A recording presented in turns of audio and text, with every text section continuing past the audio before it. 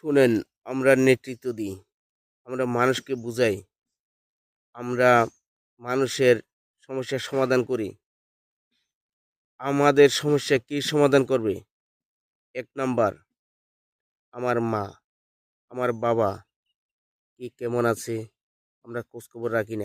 আমরা কিছু তাদেরকে দিই না। আমরা তাদেরকে কোনো খাবার দিই না। দেখেন তো আমাদের এটা বড় সমস্যা না? আমার মা কত কষ্ট করেছে, বাবা কত কষ্ট করেছে। আমরা খাই না খাই আমরা কোনো খোঁজখবর রাখছি না।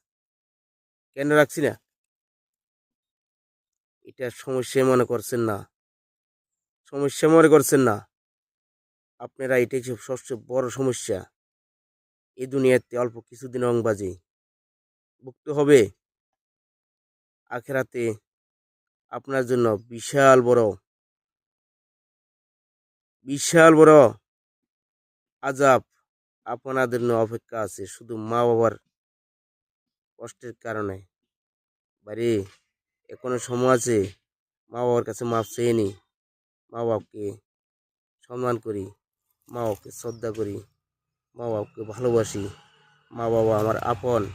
আমার স্ত্রীর জন্য পর হতে পারে, আমার আত্মীয়স্বজনের জন্য পর হতে পারে, আমার জন্য আমার মা, আমার বাবা মানুষের জন্য খারাপ হতে পারে, তবুও আমার মা, আমার বাবা মানুষের কাছে আমি বলবো না আপনি শেয়ার করে দেন, লাইক কমেন্ট করেন, ভালো লাগলে অবশ্যই করবে। আল্লাহ হাফেজ।